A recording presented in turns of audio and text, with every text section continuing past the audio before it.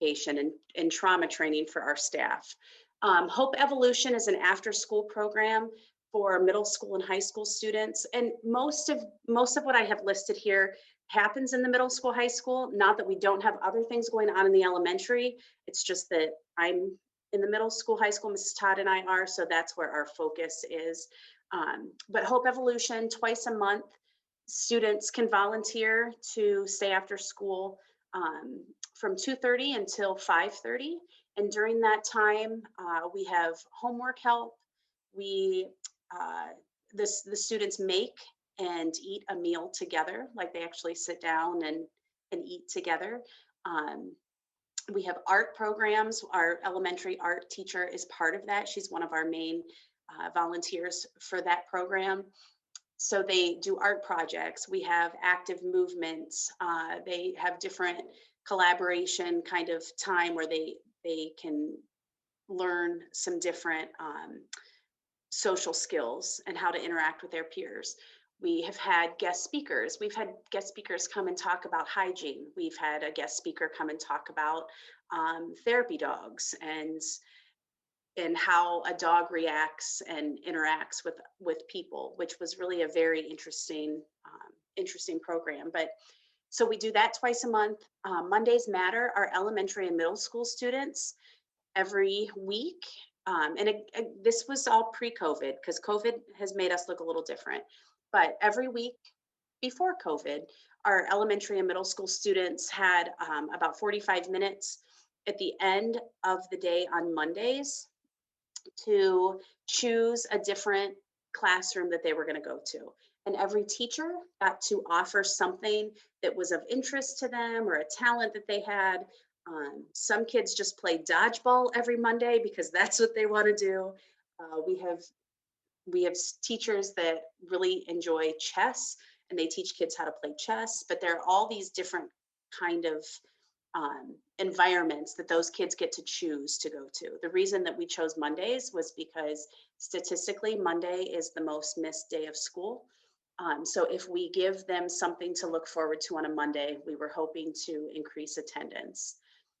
We have a community clothing closet. So 2 years ago, we had a clothing closet that was part of a project leadership of Huron County initiative, where a group of 5 ladies donated their time, their money, their expertise, their networking, and they put a clothing closet in one of our classrooms. So we had like a mini Goodwill in a classroom, and any student at any time could go through that clothing closet and basically like shop, get whatever they needed. Then with COVID happening, and even just with some staffing issues, like Mrs. Todd and I spent a lot of our time washing and hanging and folding clothes. And with COVID, we aren't allowed this year to have anybody in our building, any outsiders basically in our building. So we actually, it was a beautiful thing. We have partnered with with one of the local churches in Wakeman, and they have a community outreach center, and they have women that volunteer their time and staff this clothing closet. So we just combined all of our items. Before we came along and said, hey, we would like to partner with you, everything they had was just out and folded on desks. Now they have, and I meant to put a picture. I'll have to send you all a picture, but they now have racks and like really nice shelving units, and everything is displayed very nice and is really easy to look through. So that has been a huge step in the right direction for our clothing closet, because they are manned twice a week. Every Wednesday and Saturday mornings from 9 to noon, anyone in the community can just walk through the doors and get whatever they need free of charge and walk back out.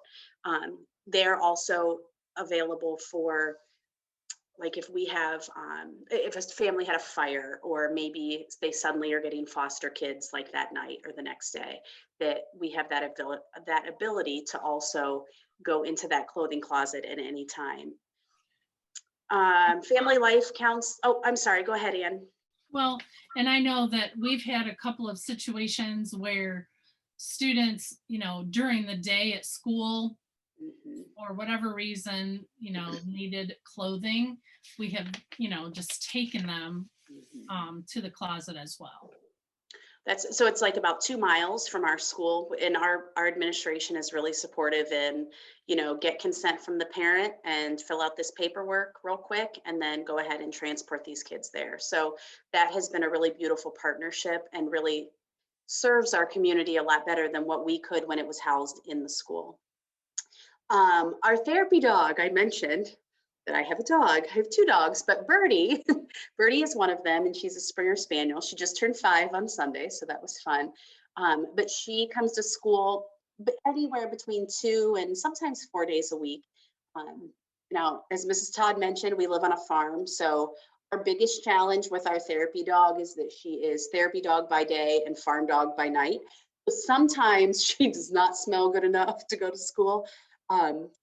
So I have to really kind of keep my eye on Birdie when she's here at our house. Like, no, don't roll in that. You have to go to school tomorrow. But it is amazing the connection that a dog in the building has made.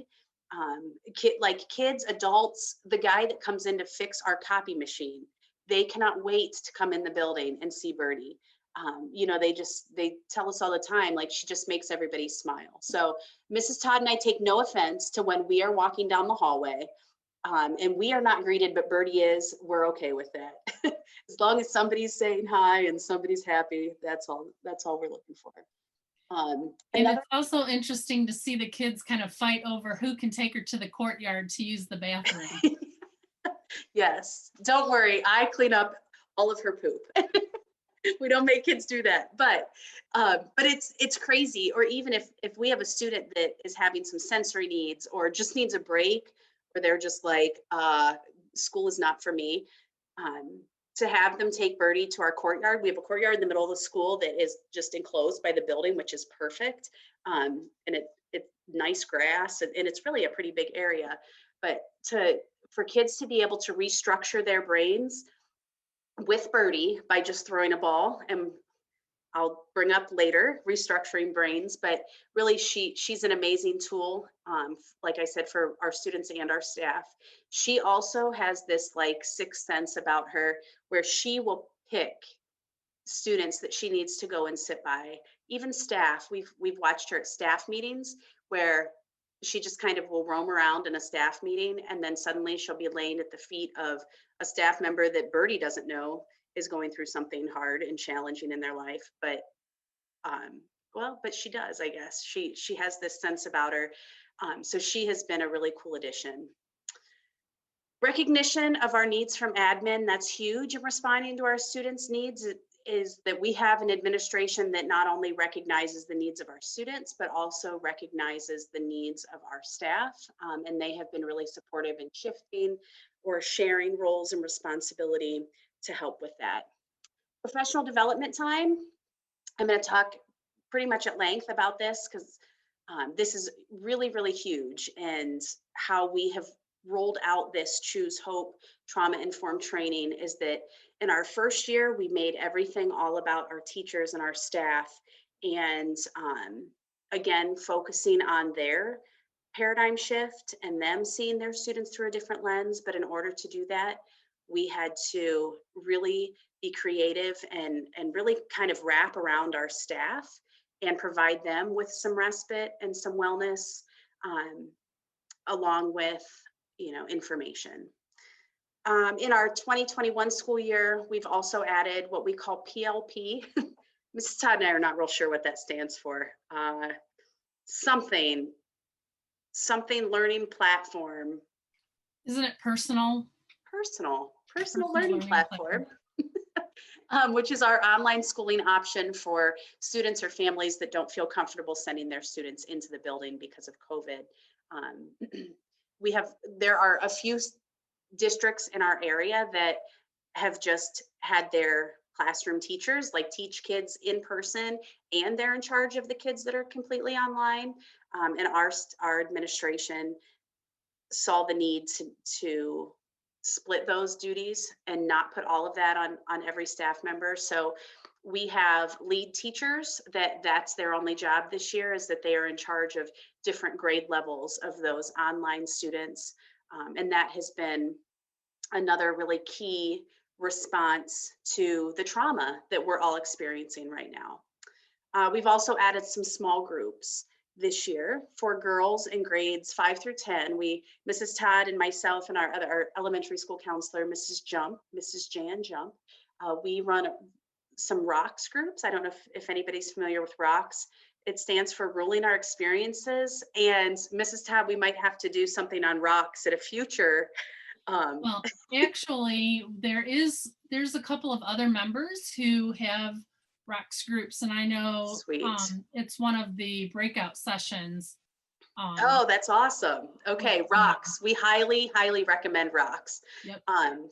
And then our boys, we have a couple of male staff members that are also doing small groups with some boys, grades 6 through 10, called GRIT.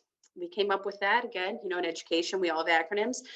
Guys, resilience and training. And really it's a focus on teaching these boys how to be young men and be responsible and leaders in our school.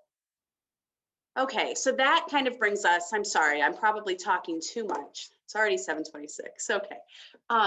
That brings us to what is our main vehicle? So again, when we started this trauma training 2 years ago, never in a million years would we have thought that we would all be experiencing the trauma of a pandemic right now. Unfortunately, our district also experienced, we had 2 students complete suicide last year, one in November and one 2 months later in January.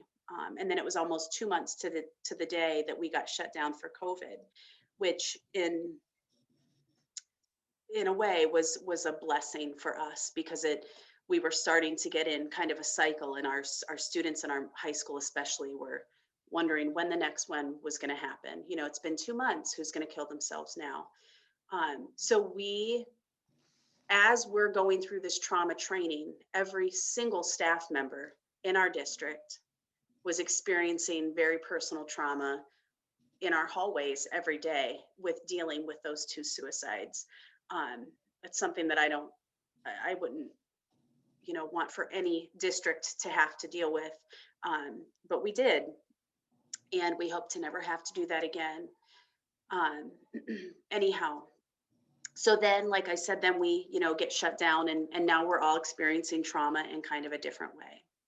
So how I'm going to set up the next, I think we have an hour left, right, Mrs. Todd? 8:30?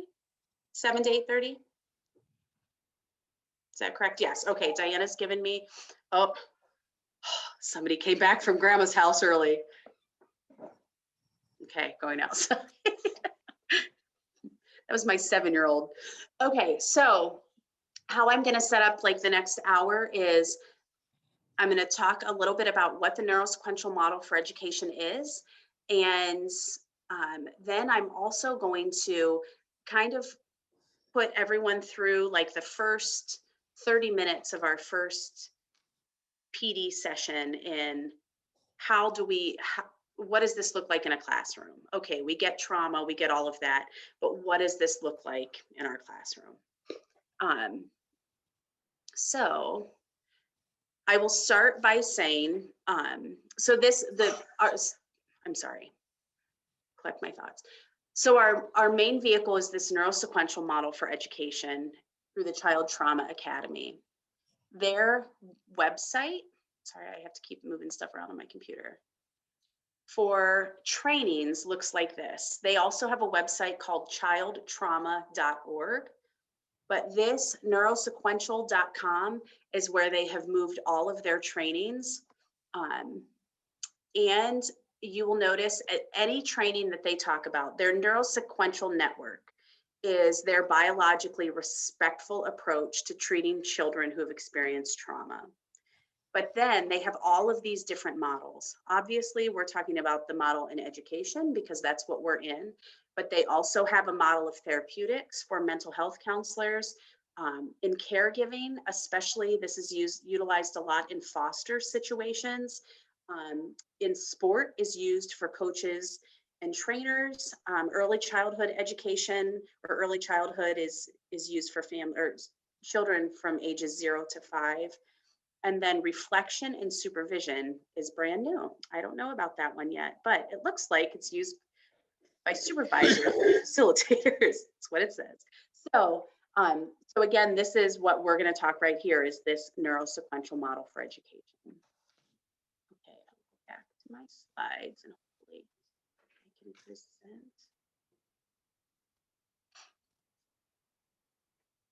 Okay. So how we are set up is that we have one main trainer for our district, who is myself. And then we have a main committee. Our committee was comprised of 4, I think maybe we ended up with 5 staff members who created all of our PD and conducted all of our PD. Mrs. Todd, I guess I can call you Ann here. Ann is one of the members of that committee. I've been called a lot worse, don't worry. We started introducing this concept with a voluntary book study. So we put it out there and said, who would like to join us for a book study? It's going to be over the summer. And I think we met 4 or 5 times, maybe 5 times over the summer. And that would have been the summer of 2019. And we had 30 employees participate in that. So 30 of our like 75, 80 teachers said, yes, sign me up. I want to learn more about this. If you have not read The Boy Who Was Raised as a Dog by Dr. Perry, it is a, I don't want to say a life-changing book, but it kind of is. It will change the way that you view students that have experienced significant trauma. And really just the way you view kind of life in general. So many of us educators, you know, we were like raised in good homes, or we were, you know, like education was always something that was embraced in our families and encouraged. And this book is just a really wonderful introduction to a world that we typically know nothing about. So, and I know our next session next week is to go through that book study of The Boy Who Was Raised as a Dog. So if you're like, ooh, I want to be in on that, but that's next week, I promise you it will only take you a week to read this book, because once you pick it up, it's really hard to put it down.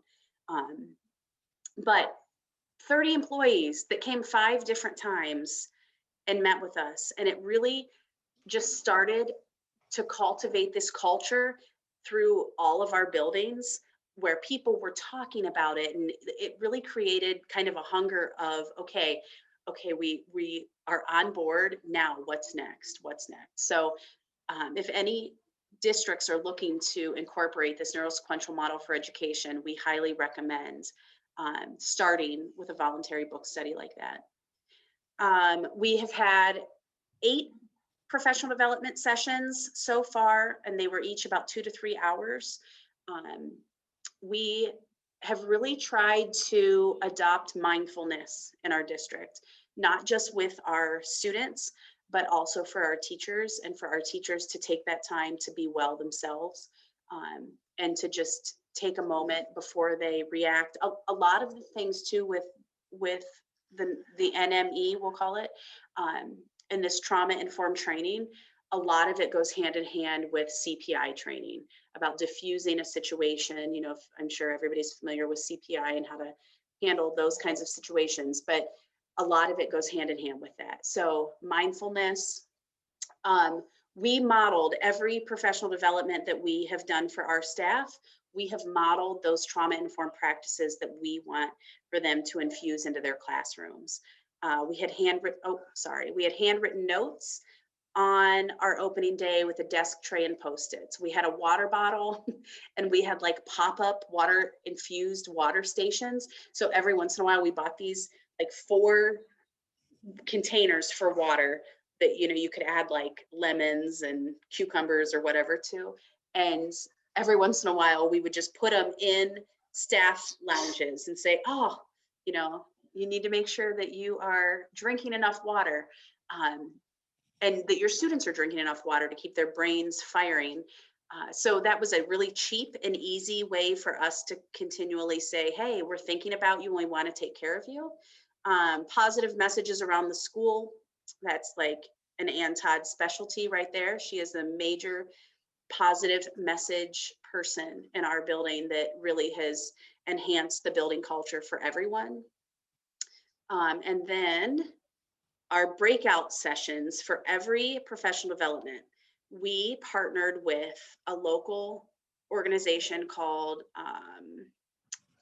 Common Ground, and they do a lot of mindfulness kind of activities, I guess. So I'm going to talk a little bit about a little more about those breakout sessions as we get into what is the neurosequential model for education and what does that look like.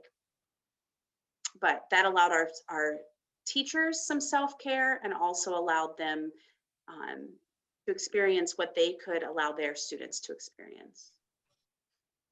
Okay, so I don't know why now this doesn't, okay.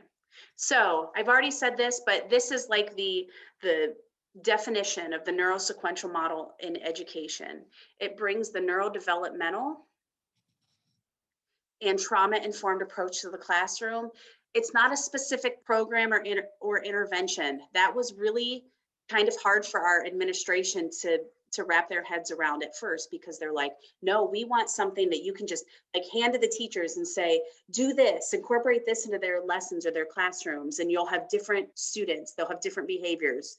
And we all know as classroom teachers that that's not how this works. That really it's so much of shifting our view and building our capacity of understanding what these kids have been through and how their brain works because of it. So it's essentially, so it's not a program or an intervention. It's a capacity building process that provides an introduction to important concepts related to how the brain works, develops, changes, and it is impacted by developmental adversity, including trauma. All right, now I think we have time to do this. So this is exactly how we started our very first professional development with our teachers. Well, this slide here without the last 37 minutes of me talking. I am going to play a YouTube video that is about 15 minutes long, and it really introduces the concept of what is developmental trauma, when does it start, and what does that look like for our students. Okay, now I also have to, I think I have to go to,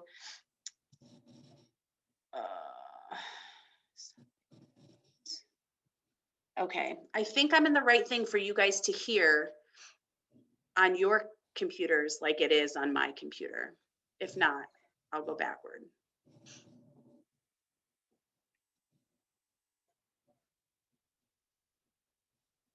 Can you hear it, Anne? No. No. Okay. Okay.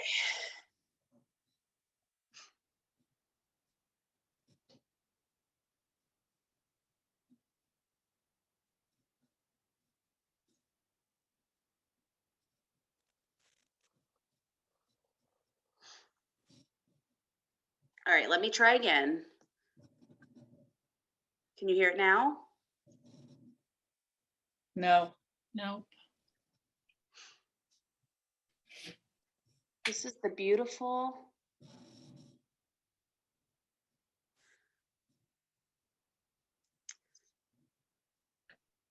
How about now?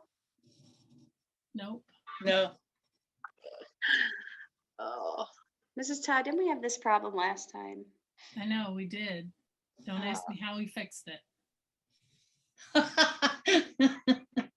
I know, this is like the beautiful part of, okay.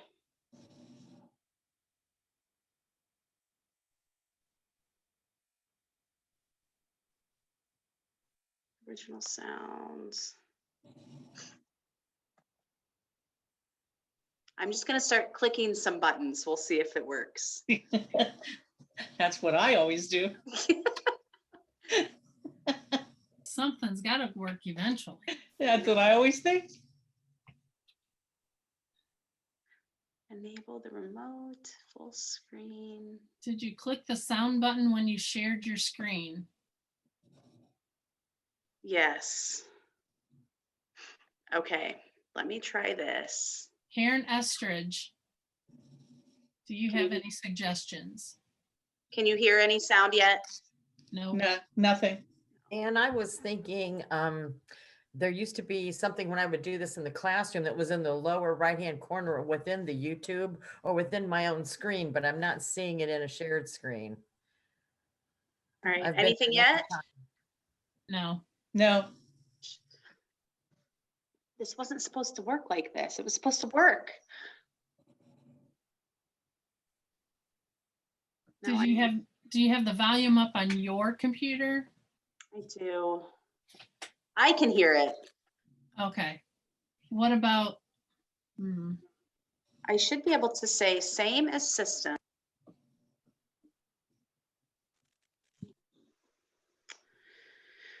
Oh, well, we might have to skip this part. and you can share the link too. Like All we right. can share the link with everyone that participated. Let me try one more time. Can you hear it now? No. No. Okay. No. Maybe if I get out and get in.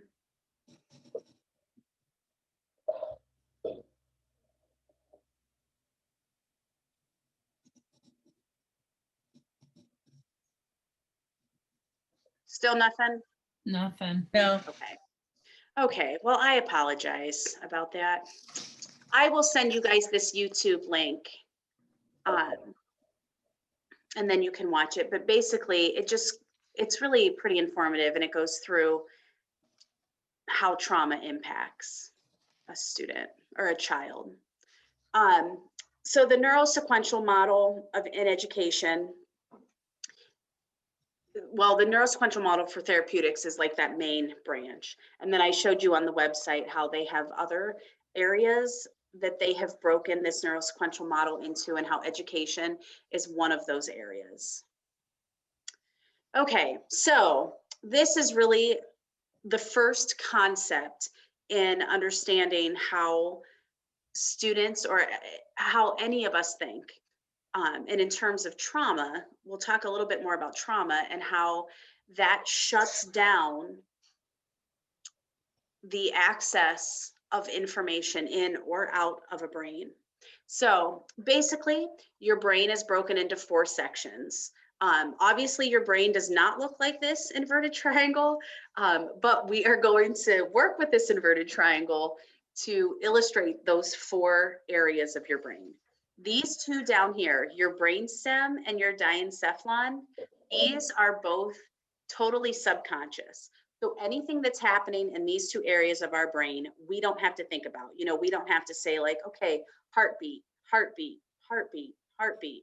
You know, we don't think, oh, I should probably feel sleepy right now, right? Our body tells us that we're sleepy, that we're hungry, that we're aroused, that, you know, all of those different kinds of body feelings, that is all happening subconsciously.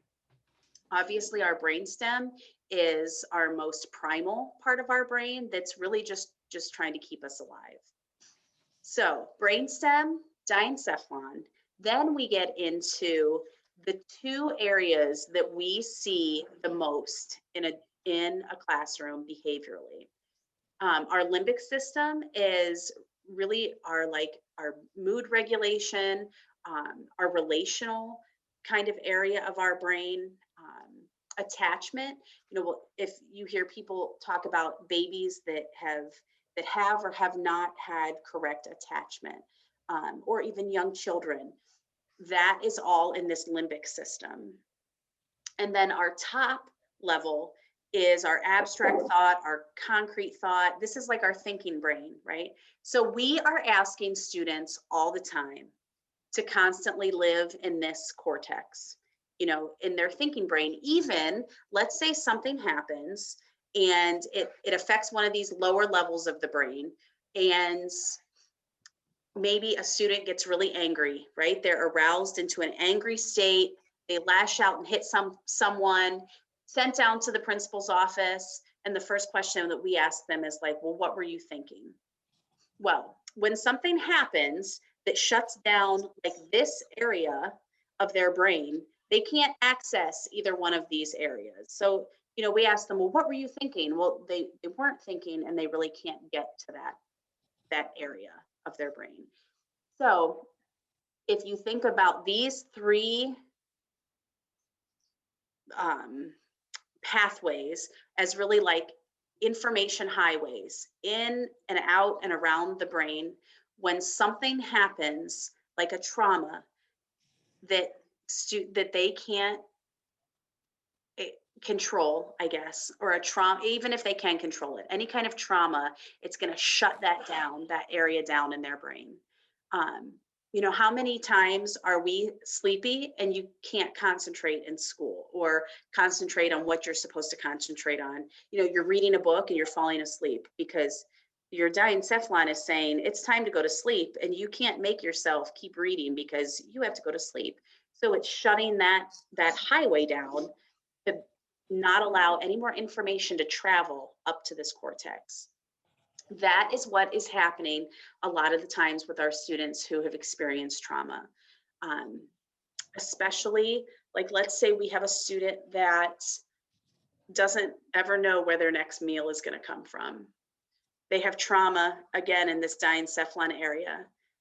Their basic needs aren't being met. And suddenly, you know, why can't we get them to think? Why can't we get them to do what we want them to do? Why can't we get them to work or study their spelling words? It's because the trauma that's occurring is occurring here. And until we open that pathway somehow, we can't get them to reach either this limbic system or this cortex where they can emotionally regulate or think.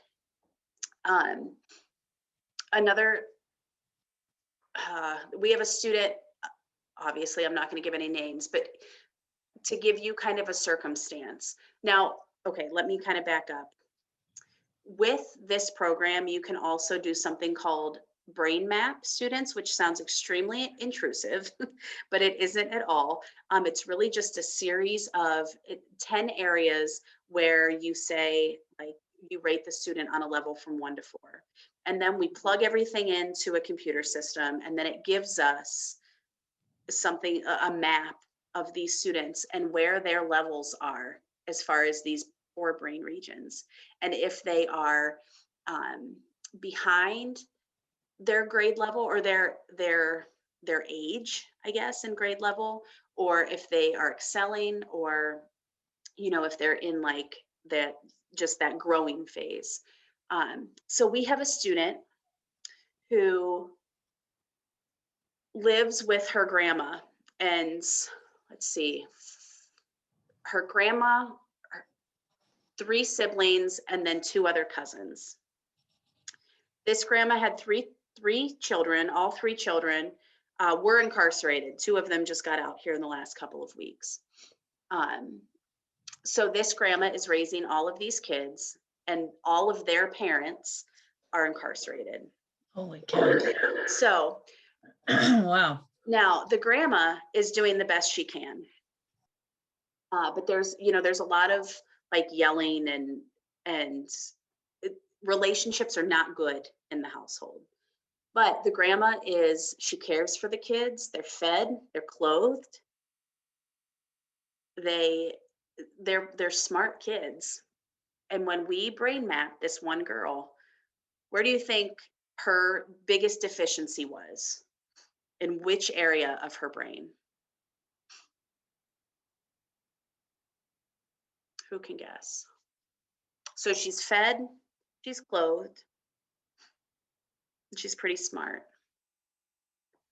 But the area of her brain that needs a lot of help is right here in this limbic system, with relationships, emotional reactivity, emotional regulation, and trust. She doesn't trust anybody because her life and her world, she has been learned that you can't trust people. So when she is having a bad day at school, our intervention is not, oh, here, fill out this worksheet, or, go back to this, like, oh, here, do this, and then she'll be fine. It's, okay, now she needs a break, and she needs to go and hang out with that one adult here in this building that she relates with to help do something called regulate her brain.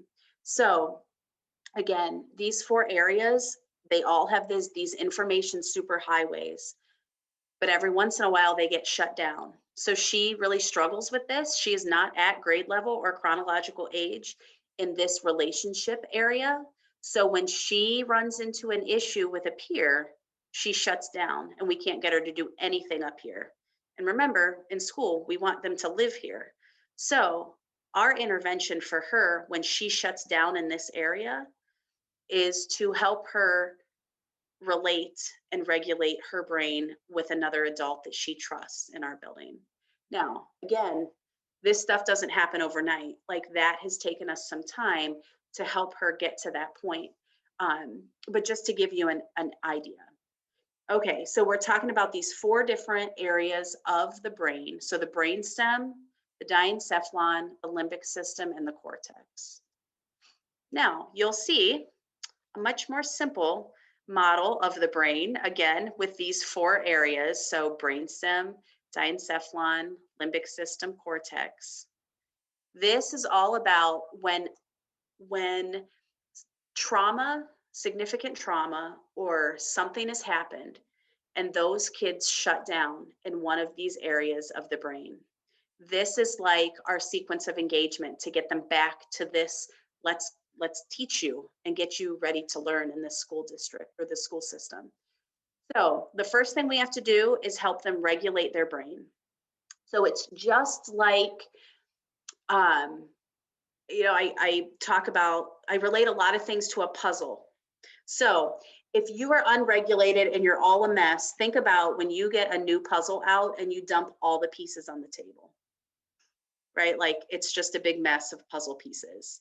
And sometimes you need somebody else, or you have to think through, okay, how am I going to work this puzzle? Like, what's my first step? You know, and you just start like flipping them over, or you start looking for straight sides. That is all about regulation, getting your brain sequenced and in order. So the same thing happens, just like when you dump a puzzle onto a table, you have to organize things, you have to take some steps. So our first thing is to help our students regulate. And then once they're regulated, then we can go into this, okay, now it's time to relate with somebody. Now it's time to have those relationships or those connections or those communications. So earlier when I talked about what are some of the things that our district is doing to help move forward or help our students that are that population of like an at-risk or a high need population, we are inputting programs and ways to relate to our students, to give them this piece where they get to relate. And then we can get them to reason. And reason is another word for like learn. We can get them to problem solve, to think through it. But it's a process: regulate, relate, and reason. Now, as healthy adults, you know, we, for the most part, can regulate, relate, and reason, right? Like, that's a pretty simple thing for us. But what happened when suddenly in March, things were shut down from COVID? We were like, at first it was like, I'll take a couple weeks off, right? Like, sure, we'll be back in a couple weeks, it'll be fine. But then suddenly it wasn't fine. And we were thrown into this like, oh my gosh, now what do we do? That we had to start like doing things that helped regulate our brains or helped us continue to function as adults and function in our professional lives. So let's see, different ways that different things that we can use for regulation. So to regulate, it occurs in the lower 2 parts of your brain, right? So the brainstem and the diencephalon. The brainstem is what takes information from both the inside world and the outside world. So it's without us thinking about it, subconsciously, our brainstem is thinking about our bodies internally and then, you know, our outside world. moral decision making is absolutely dependent on brain regulation. So again, think about those, something happens, a kid hits another kid, and we're like, what were you thinking? Again, they weren't really thinking. So a lot of that moral decision making goes back to that brain regulation. Here's an interesting thought. An unregulated brain cannot help to regulate another brain. So here's an example of that. As a classroom teacher, maybe the kid that just keeps tapping their pencil will not stop tapping the pencil, tapping the pencil, tapping the pencil, tapping the pencil. That's actually their way of regulating their brain, but it's making us crazy, right? So suddenly now it's like, okay, now I'm not regulated and you're making me crazy. So a student that elevates you, that gets you also into that period of like, oh, now I'm a mess and I can't think straight. That doesn't work well for a teacher and a student to both have unregulated brains, but it happens, right? Because we're all human. So something that our teachers have done in order to help that is that they have kind of teamed up with each other, because we all know that teachers will have those students in their classroom, maybe it's 2 or 3 kids, where, okay, I just am human and I've had enough of this child right now. So they will say like, oh, I'm going to use Anne as an example. Mrs. Todd needs this stapler. And when Joe brings the stapler to Mrs. Todd knows, okay, Mrs. Todd didn't need the stapler, but that was the signal that Mrs. French needs a little bit of a break so that she can remain regulated. And Mrs. Todd is now her partner teacher that's going to say, Joe, I'm so glad that you walked into my room. I really need you to help me over here. Or, can you just sit down with me for a few minutes and tell me about your day? So just as kind of a team approach to help kids get regulated, or help teachers, stay regulated and not go into that like, okay, now I'm crazy and I can't help you. Not really crazy, but you know what I'm talking about. So dysregulation is the enemy of education, right? When kids are not regulated and can't focus, they can't learn. And when we're not regulated, then we can't be effective teachers. Anne, do you want to add anything to that? I feel like that was kind of all over the place. I just keep hoping you talk about the drum circle. I will. Yep. Where you're going to talk about that, but that was like a huge thing for me in one of our PD days. Okay.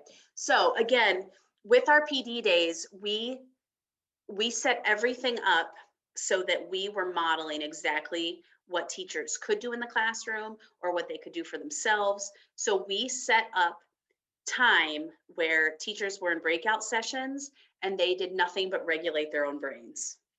And I'm going to give you a few examples of that. Okay, so regulate. Relate is the other one, is to create a relational space for optimal learning. So we were encouraging our teachers, when you set up your lesson plans, are you present with the students? Are you parallel? So are you teaching and learning right beside them? Are you patient? Because again, that's another huge thing, especially for kids who've experienced trauma. Typically, they haven't experienced anyone in their lives that are patient with them and say, take a minute, I'm going to help you regulate, and then we're going to get you back on track. Are you persistent in providing patterned, predictable, positive doses of a protected experience? So all these P's, right? But patterned, predictable, positive. Again, kids that have experienced a lot of trauma, something that is really scary for them is when they don't know what's next, because then that puts them in that fight or flight or freeze spot, and it's all subconscious because it's all down there in those lower 2 areas of their brain. So when they come to school every day and they know exactly what to expect, it's patterned, it's persistent, it's predictable, that can really be a huge hurdle for them to cross before they're expected to learn. So that even just setting up their environment like that is huge. The last one is reason. Again, this is our third R. So students' brains need to be regulated and in a positive relationship in order to reason and learn. Regardless of grade level, students are asked to access the highest part of their brain. So even in preschool, we're asking them all the time to get to that highest level of their brain. And again, I keep saying a brain has to be regulated before it can relate to somebody and before it can learn. Okay, this is where we are going to get a little bit more into our breakout sessions, or the examples of the breakout sessions that we had at Western Reserve. So again, when we were asking teachers to, when you think about the way your classroom is set up, when you think about the way you deliver a lesson, these R's, the 6 R's, this is like the key point of any kind of, the key elements, I guess it says it right there, of any kind of positive development or educational setting. So is it relevant? So is it developmentally matched to that student? Is it rhythmic? So rhythm resonates with all these neural patterns. And again, I'm throwing this at you in like an hour and a half, and really it could take us the next 12 months to go through all of this. But those neural patterns, like the rhythm, just keeping a beat, can really help regulate a brain. Nursery rhymes, this is something really cool that I learned through this training, but nursery rhymes they all have the same rhythm as a heartbeat, like whatever that rhythm is, because way back in the day, somebody not decided, but figured out that, babies, they're looking for that natural rhythm of that heartbeat. So that is how nursery rhymes, they all have a natural rhythm of a heartbeat. So is it rhythmic? Is it repetitive or patterned? Again, just to keep repeating and keep that same pattern so that these students that need to regulate their brains in order to learn have that pattern in order, that repetition, and they know what's coming next. That also goes into relational, or is it safe? Do they feel safe in that space? Is it pleasurable or rewarding? Even as adults, we don't really want to do things that we don't find pleasure in, or any kind of reward. So, make it fun. And is it respectful? Does it respect the child, the family, and the culture?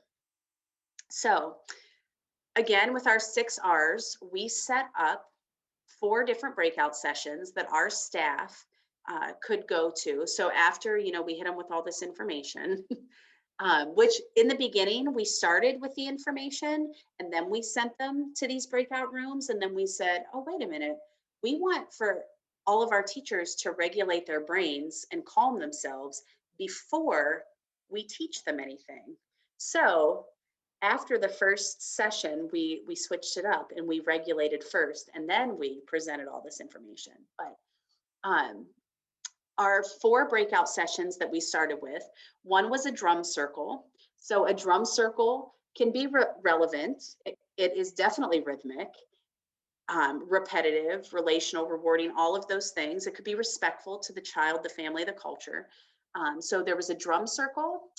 There was a mindful minute where there was a facilitator that walked you through. Oh, Mrs. Todd, I forget what those, do you remember what those cards were? I have recently asked Common Ground, but it was basically.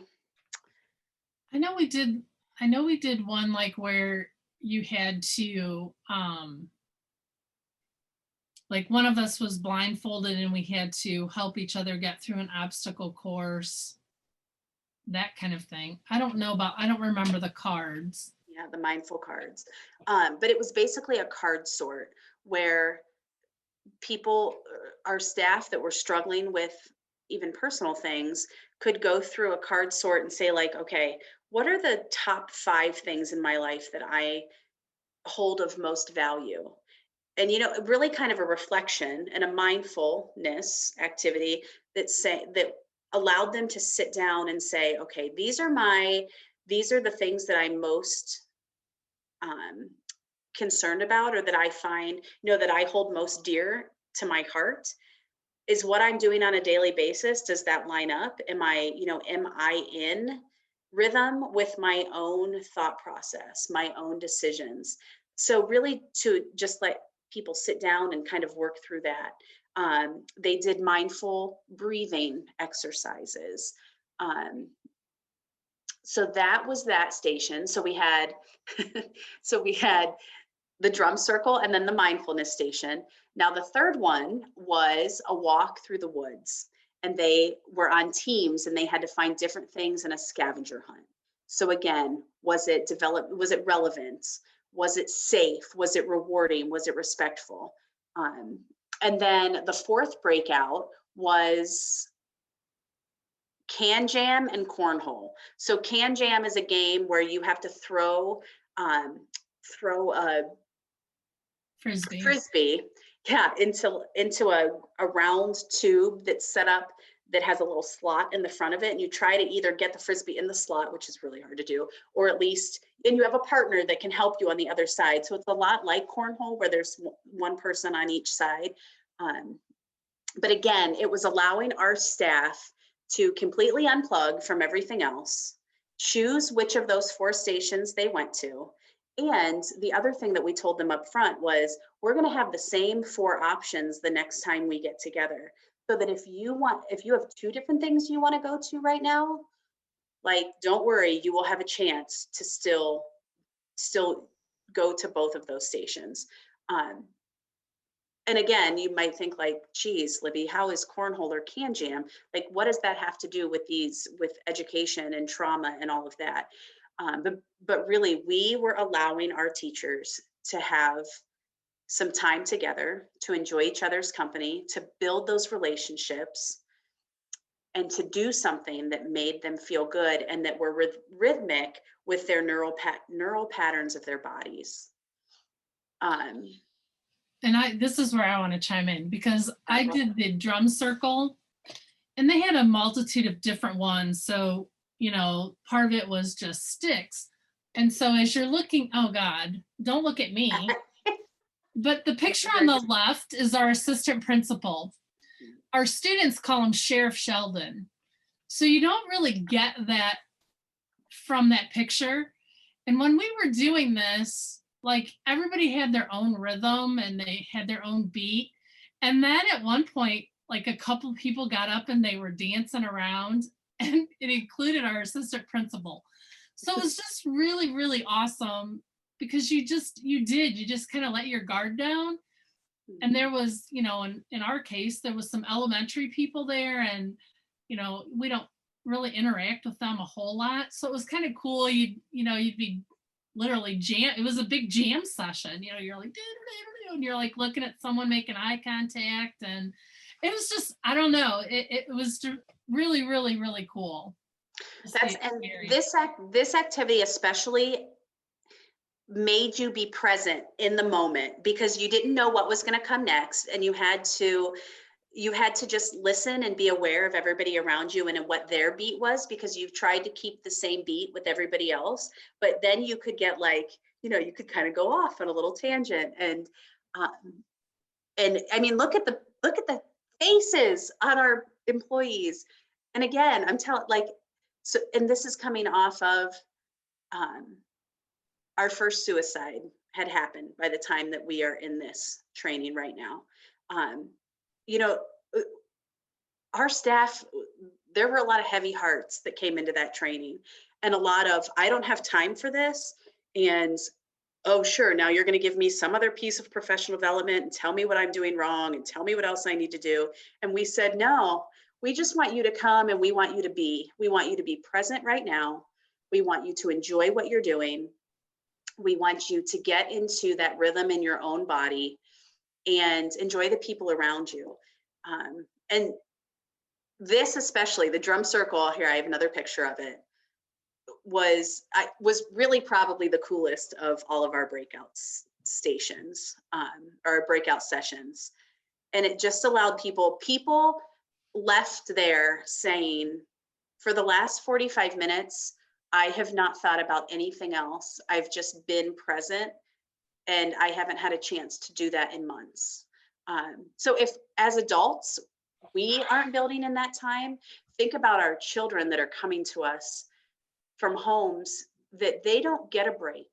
They don't get somebody to sit down and play a drum, do a drum circle with them, or sit down and read a book or anything like that. So this was a really cool experience. Okay, some of our other sessions, again, the can jam. You can see like, well, you can see, like coach, like the coaches, they went for the can jam. Oh, even right here, Miss Callahan, she's a coach too. But there are people that is their form of stress relief. They don't want to go on a walk through the woods. They don't want to flip some cards over. They don't want to do a drum circle. They just want to hang out with each other and throw some Frisbees. It's some tubes sitting in, oh, this is our courtyard. This is where Birdie goes to the bathroom. And don't worry, I clean it up. But we also purchased these can jam games, I guess, with a grant. So these are around the school for any teacher to use with any class at any time, which has been really important with like mask breaks and getting the kids out of the classroom this year, like to do just something completely different, because it's been, it's just been a different year and it's been exhausting. So that was a good session. Oh, here, maybe we could read one of those. This is the mindfulness, and you can see there was just some really good discussion among teachers. And again, the teachers that were in that session, that breakout session, again, like you can tell it's just a group of people that's where they needed to go at that point in time. And that's where they felt safe. And that's where what was relevant to them at that moment. This is our nature walk group. Again, you can tell like this group of staff, they really enjoyed just taking a break and going for a walk. One thing that we do with a lot of students when we walk through the woods. So our school has a couple of 100 acres on our campus.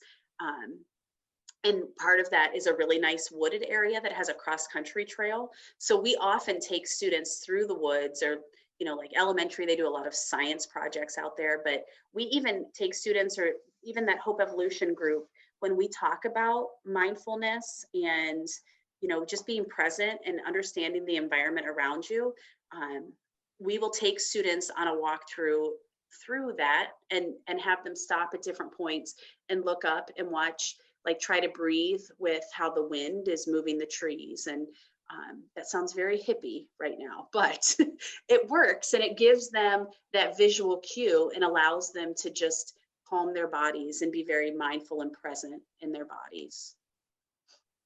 Okay, so these are those breakout sessions. And again, I'll kind of just our 6 R's. So is it relational? Is it relevant or developmentally matched? Is it rewarding? So this is how we get our students to buy in. Is it rhythmic? So again, those neural patterns in our brain, the most primal level of brain regulation, music, movement, rhythm, rocking. A lot of students, even, this might sound like it's just an elementary age student, but a lot of students that have a hard time with brain regulation or have experienced trauma at a very young age, one of the best interventions for them is for them to swing on a swing. So even like a high school student that maybe had some kind of trauma when they were 4 or 5 and haven't really moved past that, to take them out and have them swing or rock in a rocking chair, or move in any kind of way, are really great ways for them to regulate their brain. Again, repetition. Is it respectful? And then we're back here. Now, how we ended our first session together. And again, this was really like we had some people in the book study as our buy-in, but then how do we really get everybody feeling like, you know what, we're on the same team. We've all experienced trauma now. We have a lot of kids that have experienced trauma, and how are we going to serve those students? We put together, and Again, this isn't going to play. It will play, but it's not going to play the awesome song in the background. But this is how we ended our professional development together. I am going to try time to get the.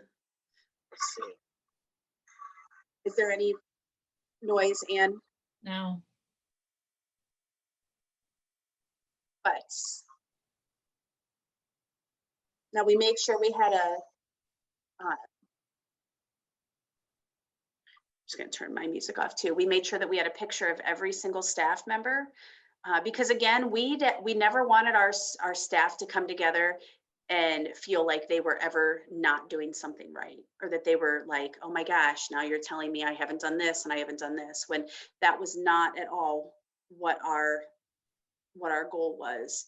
That again, to shift the culture among our teachers and for our students, we wanted them to know how much they're appreciated for everything that they do on a daily basis, and that we're all in this together. And this is a hard topic. It's hard to talk about trauma that kids have gone through, and it's hard to live it ourselves. But it's necessary, and we can all help each other regulate our brains, and we can help our kids regulate their brains so that they can grow and learn and have a different future for themselves.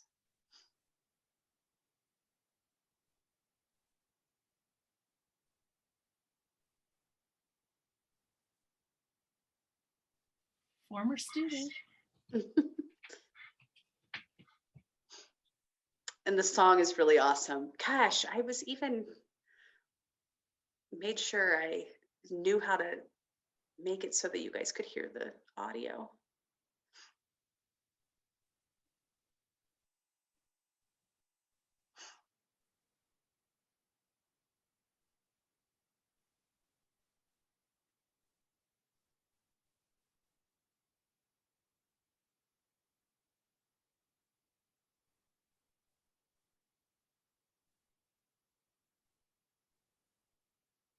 And while this is playing, some other things that, and again, COVID has impacted, but we've talked about calming corners, and having, places within the classroom. We've talked about incorporating, sorry. Oh, I'll get rid of that picture. Incorporating, like we've talked about having a couple of swings actually in the building, like trying to put those up. So again, just to have a place for kids to go to get that regulation, and even us as adults. And so, if you take 5 minutes to get regulated, then you can come back and you're so much more effective for that learning process.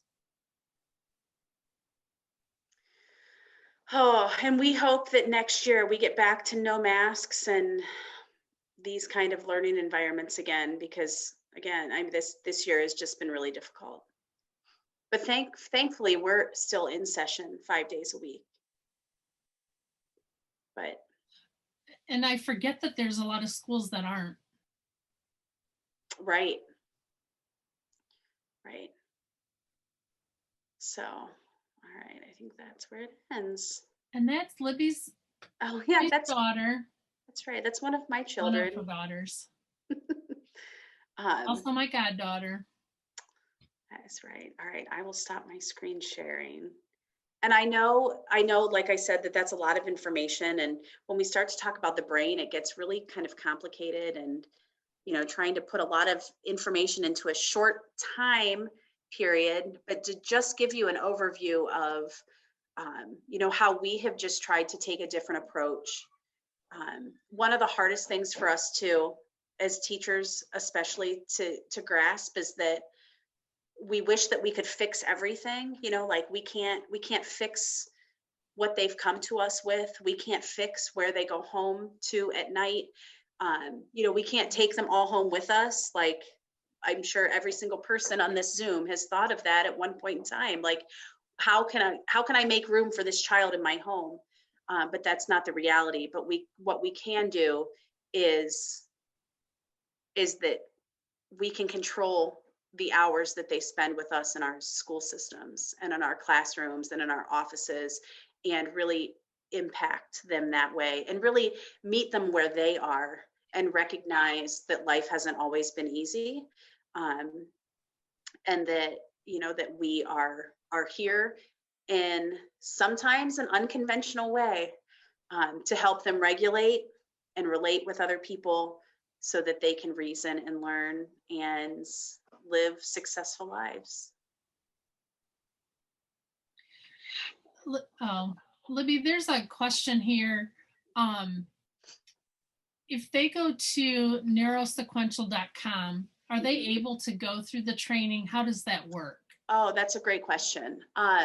There is information on how to sign up for that training. So to sign up for the NME, the Neurosequential Model for Education, when I went through the training 2 years ago, I believe it was $2,500. That was the cost of it. That our district, every school district in the state of Ohio has received a school safety grant. And that is how our district spent that grant money that year, was that they paid for that training and everything that went with it to get me to Colorado. So it's $2,500. And then your district is always like an affiliate of the Child Trauma Academy to continue to train as many people in your district as you can, or as your district wishes.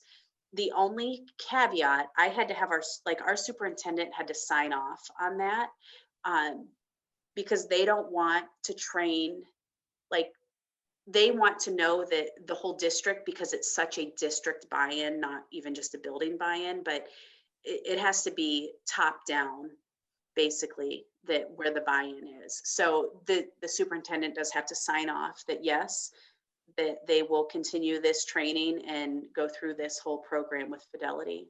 But yes, there's information on how to become trained in the Neurosequential Model for Education. And like I said, it's extensive, but it's really worthwhile. And I can speak too.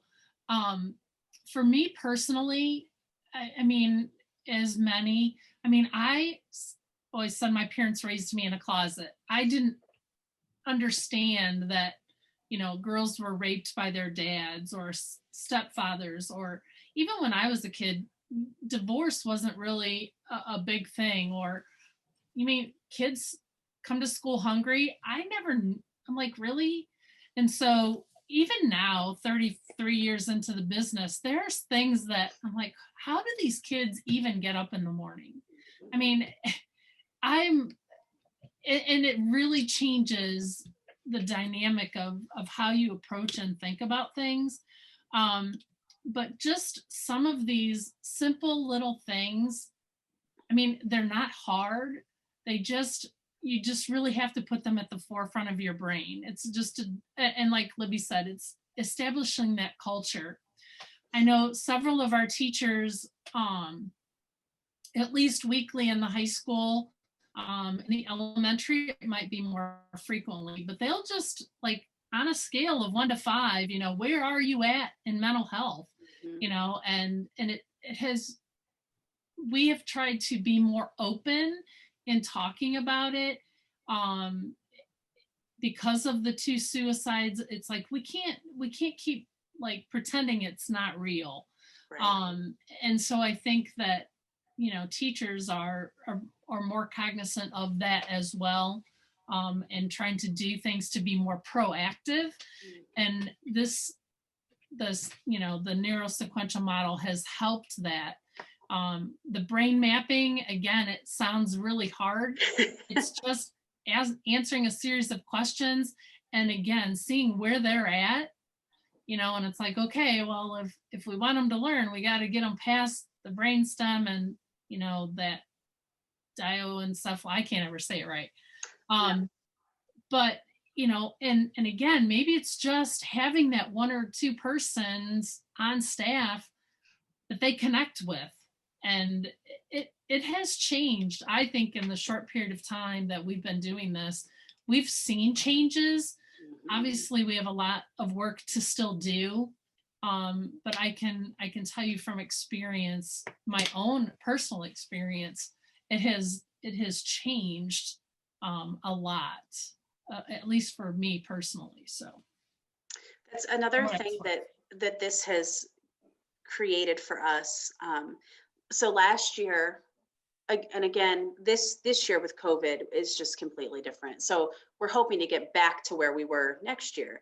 But last year, our high school students didn't have a study hall period.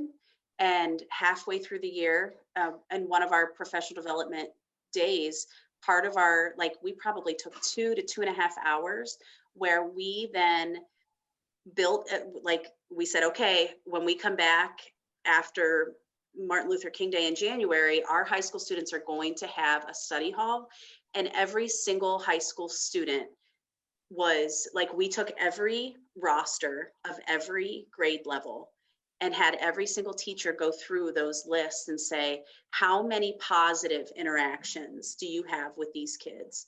And then we took the kids that didn't have any marks or very few tally marks next to them, and they were specifically placed in a study hall room where that teacher knew your job every day, even if it's 30 seconds, is to connect with that kid, to make some kind of connection. And it's just, again, it's that repetition. You know, it doesn't have to be this hour-long therapy session every week. In fact, research shows that it could be 30 seconds, but multiple times repetitively, that does more for a student than an hour of therapy every single week, just to have that one person that they relate to, that's just a hello, look them in the eye, so that they have that one person in their corner in the school. Something else that came out of this, and now it's probably going to escape me. I think that was the biggest thing. Oh, and like Ann said, calming corners. Oh, I know what I was going to say. So we have a team now. So this committee that has done all of the training for the staff, and I apologize, I should have put a picture of a brain map. They call them mini maps now because brain map does sound so intrusive. There's no poking or anything, I promise. But we now, the committee that has trained our staff, we are now the committee that will go into an IEP meeting or an ETR or anything like that with that mini mapping information and say, okay, besides all of these other pieces of information educationally, here's what we can offer, and how can we be of service to those teachers to brainstorm what is going to work to help that student be successful in the classroom. Are there any questions? I'm impressed that your district is so committed to this. I mean, it's been interesting and an eye-opener for me, that, and your commitment and Ann's commitment and the 30 other teachers that are committed to this. I'm excited. I can't wait to hear next week and Ann's book review of The Boy Who Was Raised as a Dog. So hopefully many of you will decide to come back to learn more about this, not theory, but this program. So thank you, Libby, very Yes. much. And I asked for questions and then I didn't ask. Yeah, we can all clap, right? Yeah, so thank you so much. And again, I'm sorry to be wordy, and it's just so much information. So right. thank you right, for I understand. with me. Well, appreciate it. Thank you so much, Libby, and to you, Ann, and we look forward to seeing you next week. All right. All of you. And we'll Hopefully. make sure that we get those links out. I'll send them to you, Diana, and then you can send them out to everyone that was here. Okay. And then they can choose to watch them. All righty. Thank you. It's good to Thank see you. everybody. Thanks for your time, ladies. We Yes, appreciate it. thank you. Thank you, Ann. So much. Thank you. Bye. Thank you. Hopefully Nice see you to tomorrow. see you. Hi, Jane. Good night. Scene. For the PDUs, I have names of 6 people. My email address is in chat. I have Barbara, Reinhardt, Christine, Jen, Donna, Linda Tebby, and Deborah Mihaly. Was there anyone else? Okay, I have all the names, Linda. So if you need email addresses or whatever, let me know. Oh, did they give you do you have all those? I either have email addresses or I have mailing addresses. posted. Okay, So yeah, I have contact information for them. okay. All righty. Thanks so much. Thank you. Thanks, Ann. Yep, you're welcome. Bye, Linda. Bye, Diana. Bye. But hey, Linda, you've got another CEU certificate to Deborah Vinarsdale. Okay, let me get that. Okay.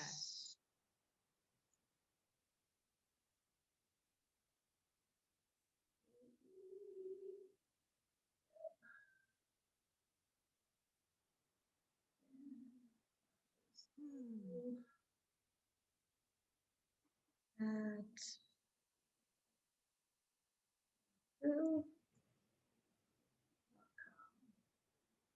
Okay, Deb Pannars.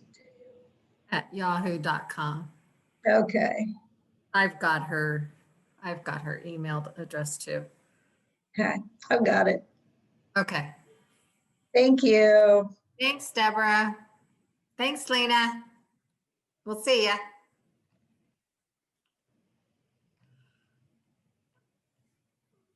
I thought that was good. Yes, it was I mean, amazing. that does put such a different perspective on things. And that's what it is. It's the way teachers think.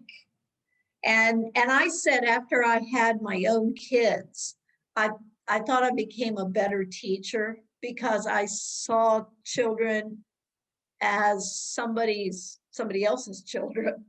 Right. And I knew how they felt as parents of these children. And this is it too. It's a way of thinking. It's a way of understanding that not everybody comes from the same background that we do. Well, and what is sad is that it's more and more. I mean, it's not getting any better. And Yeah, I yeah. mean, I just can't imagine the commitment that they have made to Now, doing it. is Anne in a classroom or is she's a counselor? And Libby's a counselor also, right? Right, they both are. Anne does some coaching and she may do one or two classes. I'm sure she does the rocks. She may do some sort of career counseling, career education in the classroom. But I think, this is a pretty big commitment for them to, and they seem to work well together. Right, they do. They do. It's a big commitment for their district too. Right. For them, yeah, money wise and time wise and getting all the people to buy into it. And I remember, I don't know if you ever did anything with Baldridge. Did your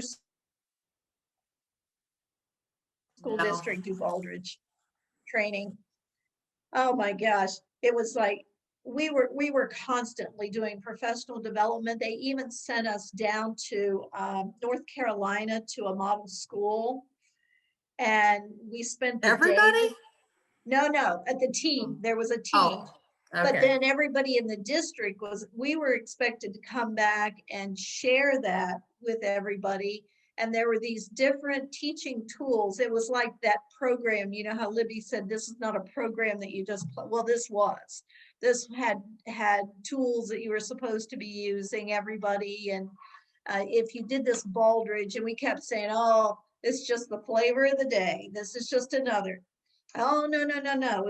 This is going to be around. This is going to last. Well, nobody now's ever heard of it. Right. Yeah.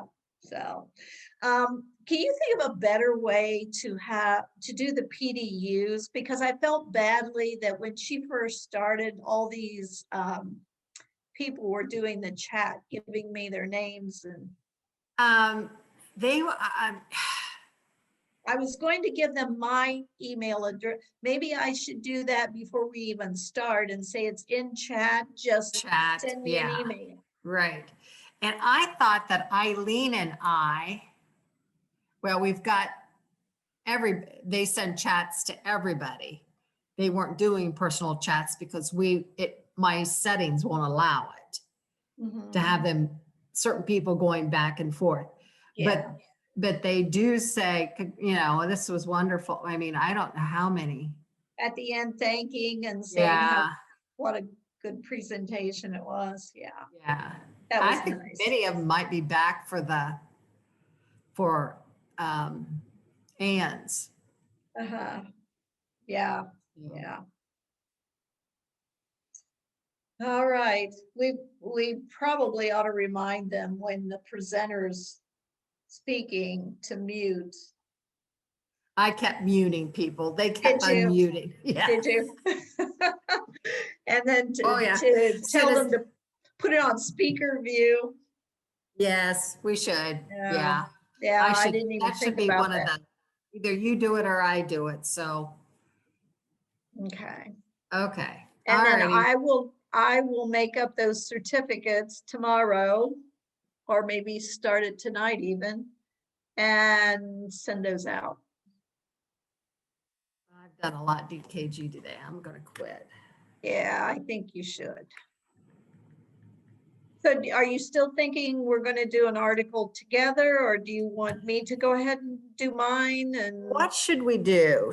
I mean, well, I told Kathy that we were going to put the invitation in again. We were going to put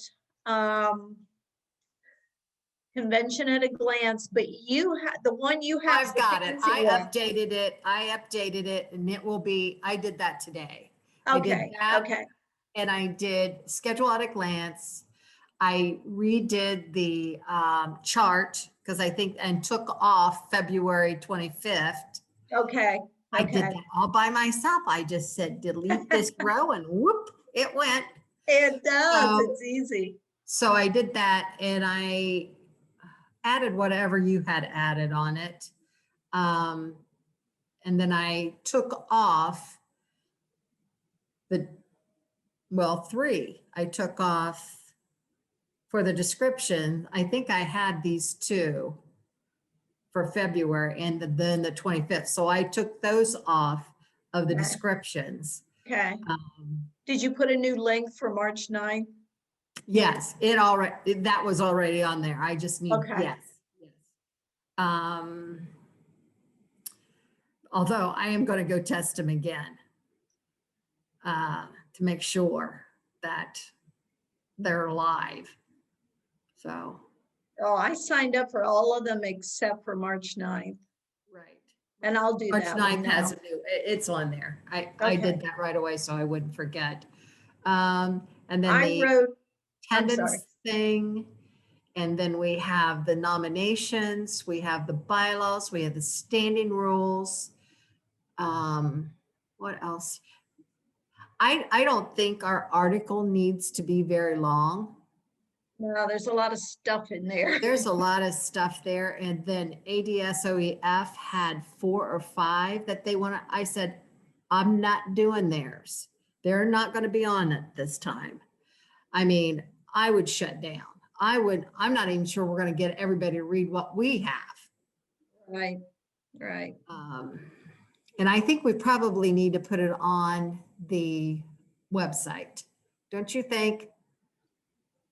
Well, what? Oh, All this, oh, yeah. Yeah, good. I Yeah. didn't even think about that. yeah. Yeah, you're right. And then we can say that what you need is in the voice and on the website. Website, right.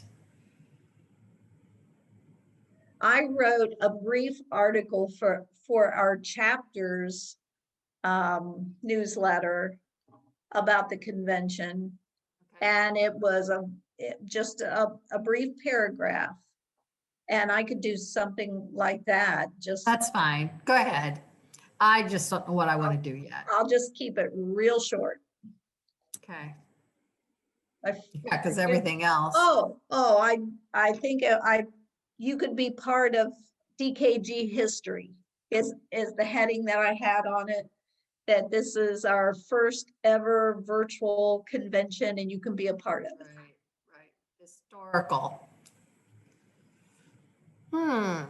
Okay. See, I can't think. No, I'm not thinking. I'll send it to you Okay. tomorrow. That's fine. I'm done. I might look at my emails before I leave, but we had 35 sign up and we had 29 So that's good. show up. That's not bad. That's No, not that's bad. not bad at all. No. Yeah. I think at one point, well, we had Ann, the last time I checked had 13. But we haven't sent out The the e-blast. e-blast for that. And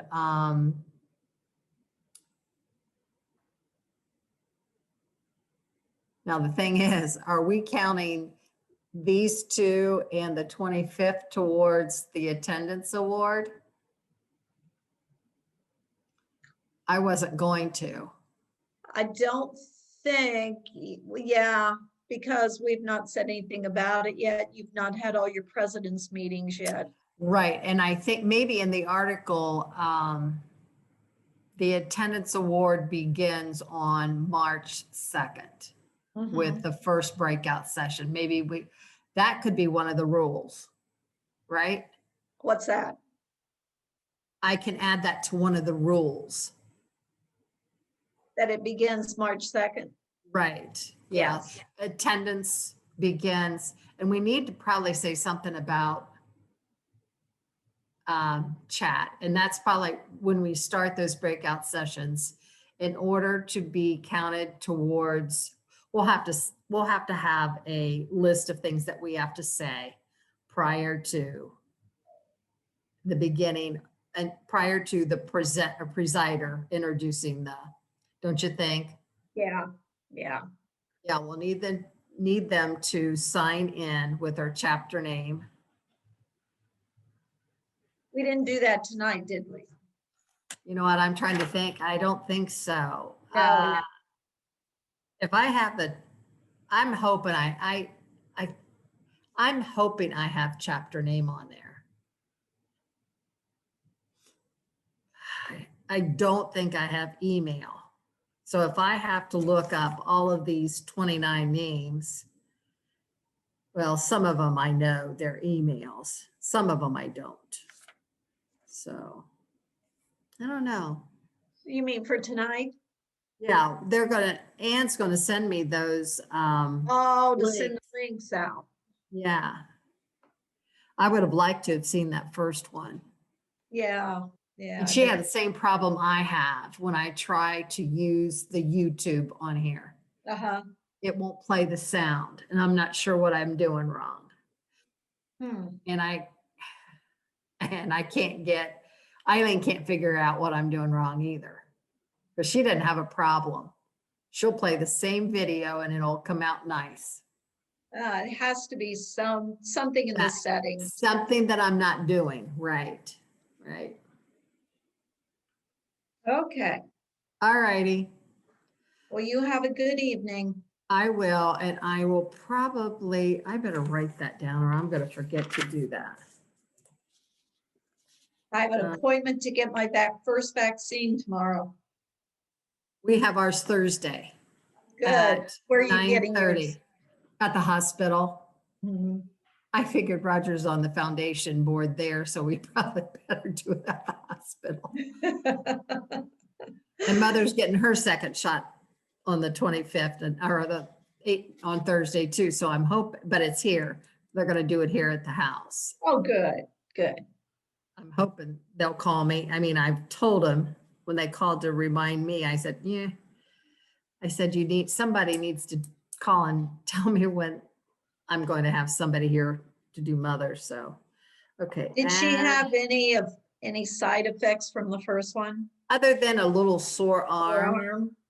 and I wasn't thinking, when mother lays down, she lays on her left side and doesn't move. Oh, I mean, she doesn't move. That's how she sleeps. I don't know how she does it, but anyhow, because I toss and I turn and I do whatever. And so I'm gonna have him do it in the right arm. So she's not, she didn't complain. She just said it hurt a little bit. So, yeah, yeah. okay, Well- what am I adding to? Oh, add to the March 2nd begins the attendance award starts. Okay. I'll figure it out how to say it, but I know what it begins on. Do you have a bio for Melody McGee from, I might. I'll have to look. You know what? I think she did send me one. back when we were going to have the 2020 in person? Right. And I think she did send me a bio.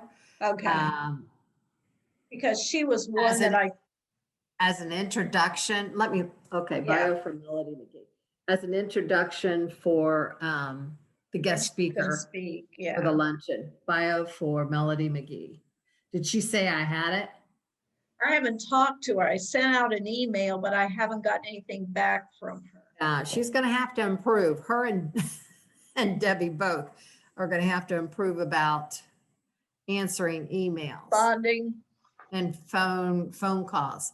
I mean, if sometimes, of course, when I call, I want it the next minute or the next day. And sometimes I don't get Melody to call until 4 or 5 days later. So that's not gonna work. no. Okay, let's see. Okay, I'm going. I'm tired. Whew, I could You actually look quit tired. now. Well, I was out shoveling snow I and know, it takes it out of you. I just didn't have time to get my hair done or do my hair. So that's part Oh, of your it. hair looks fine. Oh, I But look. I know old, it wears old. you out to do that shoveling, even with a snow blower. Well, the snowblower it was chipping up that The ice. ice. And then it was so heavy. See, I did that on Sunday because I knew, was it Sunday or Saturday? I don't know. Jim wanted to drive his truck because it hadn't been driven. he and drive he has now? not driven. Can he drive? He just in town. Yeah, he's not gone on longer trips, but he's gone from here over to his mom's or down to the post office to drop things in the mailbox and that kind of stuff. Uh-huh. So I cleared off the truck, but there was ice all around it. And I was afraid he would slip and Oh, twist that's his deadly. ankle or something. Yeah. Yeah. So I was out there. I got him in. I shoveled out enough. He got in and he went on over to his mom's house to do some work. And What was it like at his mom's thick. house? Huh? What was the driveway like at her house? He still has the guy who shoveled her driveway and did her mowing. He told him to keep doing that. So To now make we it were look over- like someone's still there and yeah. Right. We were over there today and he hadn't shoveled it yet. But he has a whole bunch of businesses that he shovels for. Yeah. And that's he'll get around to doing that driveway, but he didn't do it today. So hopefully he'll do it tomorrow. Right. Yeah. Okay. Yep. And maybe Oh. I'll brief. Well, and then tomorrow I made some spaghetti sauce last week. I mean, it makes a ton. A ton. So I I'm do impressed. spaghetti. I've never made Yeah. it. Do spaghetti, and then with what's left, I make lasagna. I make this great big Ooh. pan of lasagna. So I'm going to take some down to the neighbor that did the driveway initially, Oh, and I'm going to make some Yeah. cookies and maybe a salad. So That's a Tomorrow. whole meal. Well, and it was worth a whole meal, believe me. Yeah, I know, I know. I appreciate what he did. Oh, Sounds like so- you have good neighbors. Yeah, he's a good guy. He That's is. good. That's good. All right, I'm get some going. rest. I will. Bye. All right, bye-bye.